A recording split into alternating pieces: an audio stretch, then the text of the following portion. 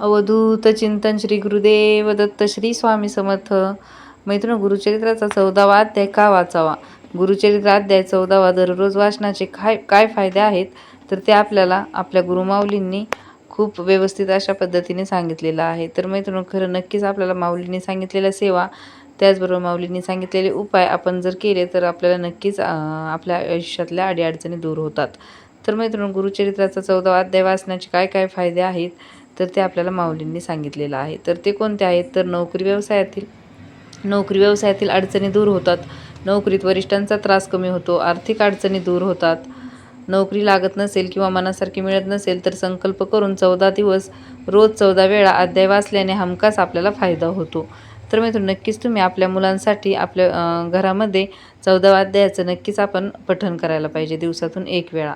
त्यामुळे मित्रांनो, नक्कीच तुम्ही याचा अनुभव घेऊन पहा आणि नोकरीसाठी त्याचा आपल्याला नक्कीच फायदा होणार आहे. त्याचबरोबर मित्रांनो, गुरुभक्ती दृढ होते. गुरुभक्तीचा ध्यास लागतो. संध्याकाळी दिवे लागण्याच्या वेळी सुमारास आईने वाजल्यास मुले शहाण्यासारखी वागू लागतात, अभ्यास करू लागतात. सकाळी 6 ते 8च्या आत वाचा किंवा संध्याकाळी 6 ते 8च्या आत वाचा. रोज वाचा. 5 ते 7च मिनिटे लागतात. एक आसन, एक दिशा, एक वेळ ठेवून श्रद्धेने वाचा. खूप खूप फायदा होतो. नक्कीच मित्रांनो, आपली मुलं खूप वेड्यासारखी करतात, ऐकत नाहीत.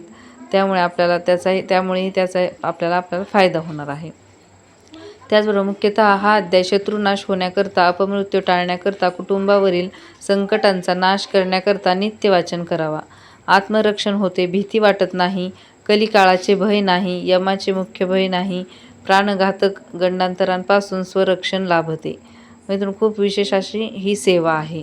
यामुळे आपल्या आयुष्यामध्ये मित्रांनो खूप नकारात्मक शक्तींचा प्रभाव आपल्यावर होत असतो.